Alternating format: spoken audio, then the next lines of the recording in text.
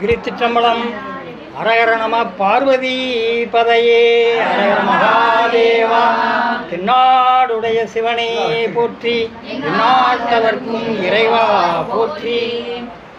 திருச்சிற்றம்பலம். குஞ்சரக் கன்று நன்னில் கலைஞானம் கற்கும் சரக்கு அன்று கான். அதில் என்ன சொல்கிறார் அப்படின்னா, மூவேந்தர் தமிழ் வழங்கு நாட்டுக்கு அப்பால் முதல்வனார் அடிச்சார்ந்த முறைமையோரும் நாவேய்ந்த திருத்தொண்ட தொகையில் கூறும் நல் தொண்டர் காலத்து முன்னும் பின்னும்.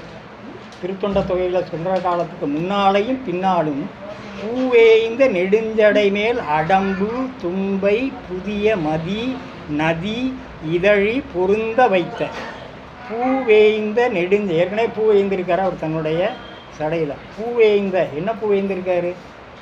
கொன்றை. அதான் கொன்றை வேந்தன், கொன்றை வேய்ந்தோன். அம்மா அவையே பாடினா ஆத்தி சூடி, ஆத்திங்கிற பூவை சூடி இருக்காரு. ஆனால் அந்த அம்மா சிவபெருமான் நினைச்சா அந்த இதுக்கே ஆத்தி சூடின்னு பேர் வச்சாங்க. கொன்றை வேய்ந்தோன், அதனால கொன்றை வேய்ந்தோன்னு பேர் வச்சாங்க. ஆத்திங்கிறது அது வேற மலர், அது ஒரு வகையான மலர். ஆத்திங்கிறது ஒரு மலர், கொன்றைங்கிறது அது ஒரு மலர், அது ஒரு சரக்கொன்றை. அதெல்லாம் பார்த்துருப்பீங்க, சரக்கொன்றை. நிறைய கொன்றையில் நிறைய மலர்கள் இருக்கு. அப்போ பூவேய்ந்த தன்னுடைய சடைக்கு மேலே என்ன அடம்புங்கிறது ஒரு கொடி, அதில் மலர்ந்துருக்கிற பூ. அப்புறம் தும்பைப்பூ, அடம்புங்கிற பூவையும் அணிஞ்சிருக்காரு, தும்பையும் அணிஞ்சிருக்காரு. புதிய மதி சின்ன நிலா, அப்புறம் நதி கங்கை, இதழி மலர் பொருந்த வைத்த சேவேந்து வெல்கொடியான். சேன சேங்கிறது காளை, நந்தி எம்பெருமான் இடபம். சேஏந்து வெல்கொடியான். வெல்கொடியான் ஏன் வெல்கொடியான்? வெல் அது வெண்மை, இது வெற்றி பெற்ற கொடி. ஏன்? ஞானம்ல அவரே, ஞானவாழ ஏந்து மையர். அவர் கையில் வச்சிருக்கிறது ஞானம். அப்போ எப்படி ஒரு தோல்வி வரும்? தோல்வியே கிடையாது எம்பெருமானுக்கு. ஏன்? அவர் கையில் வச்சிருக்கிற வாழ் என்ன வேலை? வாழ் ஞானவாள், ஞானமாகிய வாழ். வெல்கொடியான் அடிச்சார்ந்தார்கள் செப்பிய அப்பாலும் அடிச்சார்ந்தார். இவங்க தான் அப்பாலும் அடிச்சார்ந்தார். சும்மா அந்த யூடியூப்பில் அவன் சொன்னாலாம் பார்த்துட்டு இருக்காரு. சரியா? இதில் அவர் என்ன சொல்கிறார் அப்படின்னா, கற்பம் சைவத்தின் பிரிவு ஆகிய கற்பம் செய்யப்படும் முறை. கன்று ஈனாத பசு, கன்று இழந்த பசு, மலட்டு பசு, இரட்டை கன்றுகள் ஈன்ற பசு, கன்று முற்றின பசு, சினைப்பசு, செவி உறுப்பு குறைந்த பசு, கோடுனா கொம்பு, கோடு இல்லாத பசு அல்லது குறைந்த கோடு உள்ள, கொம்பு உடைஞ்சி குறைவான கொம்பு உள்ள பசு, குறைந்த வாளுடைய பசு, பவ்வி உண்ணும் பசு, அதாவது சாணத்தையே சாப்பிட்ற பசு, நோயுள்ள பசு, கிழட்டு பசு என்னும் இவைகளை விட்டு பங்குனி மாதத்தில் நெல் அறிந்த கழனிகளில் உள்ள தாளை மேய்ந்த நல்ல பசு. கேளுங்க, அதுக்கப்புறம் என்ன சொல்கிறாரு பாருங்க. நல்ல பசுக்கள் விட்ட மயத்தை, கோமயத்தை 8ஆம் தேதி, அட்டமி அன்னைக்கு வளர்வரையாக இருந்தாலும் சரி, 8ஆம் தேதி 14ஆம் தேதி, 14 சதுர்த்தசி, 15ஆம் தேதி பௌர்ணமி அல்லது அமாவாசை, சத்தியோசாத மந்திரத்தினாலே பூமியில் விழுமுன்னரே, பூமியில் விழுமுன்னமே தாமரை இலையில் ஏற்று. தாமரை இடம் தான் பிடிக்கணுமா? கையில் கூட சொல்லுங்க.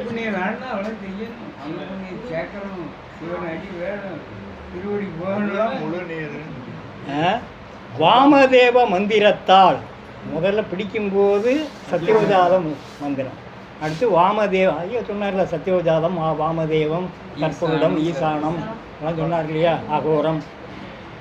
வாமதேவ மந்திரத்தால் ஆணைந்து பெய்து. ஆணைந்து என்னலாம்? பால், தயிர், நெய், கோமயம், கோசலம் இது அதில் ஊற்றி, அகோர மந்திரத்தினால் பிசைந்து, தற்புருடத்தினால் திரட்டி, அதுக்கு அது ஒன்றா உருட்டணுமா? இவ்வளோ வேலை இருக்குது, சும்மா இல்லை.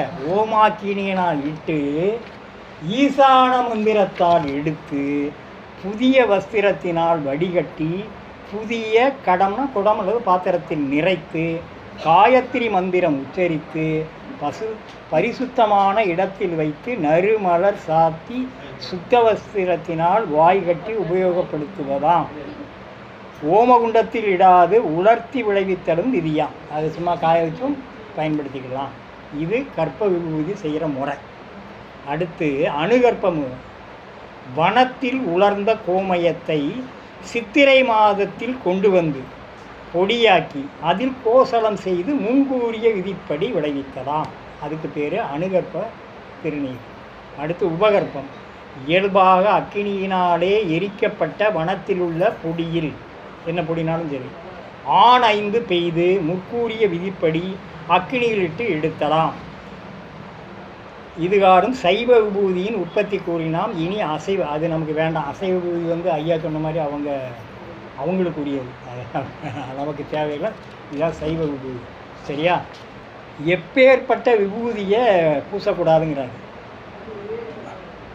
ஒரு கையால் ஏற்ற விபூதி, ஒரு கையால் ஏற்ற திருநீர், விதிப்படி ஏற்றா விபூதி, விலை விபூதி, காசு கொடுத்து வாங்குறோம்ல அந்த திருநீர், அதீக்கதர்கள் கொடுத்த தீட்சை வாங்காதவர்கள் கொடுத்த விபூதி, அசைவர்கள் கொடுத்த விபூதி. அது நீங்கள் உணவு முறையில் சொல்கிறீங்க. அசைவர்கள் வேற பட்டியல், அவங்க 2 பேர் சொன்னாங்க. விபூதியை தரித்தல் வேண்டும். விபூதியை எப்படி பூசுறது? பூமியில் வீழ்த்தான், ஒரு சொட்டு கூட கீழே சிந்தக்கூடாது திருநீர். அங்காத்தலும், வாயை பிளந்துக்கிட்டும் பூசக்கூடாது. தலை நடுக்கலும், தலை நடுங்கிட்டு பூசக்கூடாது. கவிழ்த்தலும், தலையை கவிழ்ந்து கவிழ்த்தலும் செய்யாமலும் அண்ணாந்து 3 விரலாலும் எடுத்து சிரம் முதலிய தானங்களில் அதற்குரிய மந்திரங்களை சொல்லி அணிய கடவர். விபூதி சிந்தினால் சிந்திய விபூதியை இருதய மந்திரத்தால் எடுத்துவிட்டு அந்த தலத்தை கோமயத்தால் சுத்தி செய்ய வேண்டும். விபூதியில் உத்தூளனம் திரிபுண்டரம்னு இருந்திருக்கு. நல்லா குழைத்து ஐயா பூசிருக்கிற மாதிரி அது பூசணும்னா திரிபுண்டரம், குழைக்காமல் பூசினா உத்தூளனம். இதில் எந்தெந்த இடங்களில் திருநீர் பூசலாம்னு சொல்லி நம்ம திருவாவடுதுறை ஆதீனத்திலேருந்து சொல்கிறாங்க. என்ன சொல்லாத ஒன்றையும் பார்த்துட்டு அப்புறம் திருநீரை நீங்கள் எடுக்கிறீங்கள, புதிய பாத்திரத்தில் வச்சுருக்கிறீங்க, எடுக்கும்போது இது பேர் மிருகமுத்திரைன்னு பேர். மிருகமுத்திரை. மிருகமுத்திரைனால தான் இதில் எவ்வளோ வருதோ அவ்வளோ எடுத்தால் போதும். அதுக்காக பிடிச்சா அள்ளுற அளவுக்கு அது அள்ளவும் முடியாது. அது எவ்வளோ வருதோ அது போதும். மிருகமுத்திரையினால தான் திருநீரை நாம் எடுக்கிறதா இருந்தால் அப்படி தான் எடுக்கணும். 16 இடங்களில் பூசணும். அது எந்த அளவு பூசணும்? உச்சி, முதல்ல உச்சியில் தான் குறைச்சி உச்சி 1 அங்குலம். அதுக்குரிய ஒரு அங்குலம் தான். அதுக்குரிய மந்திரம் ஈசான மந்திரம். அதுக்கு அதிதெய்வம் சதாசிவன். அடுத்து நெற்றியில் 6 அங்குலம், இங்கே இருந்து இங்கே வரையும் 6 அங்குலம், 6 அங்குலம். தத்புருஷ மந்திரம், அதுக்கு அதிதெய்வம் கந்த பெருமான், கந்தன். மார்பு 6 அங்குலம். அகோர மந்திரத்தால் அதுக்கு இறைவன் பெருமாள் விஷ்ணு.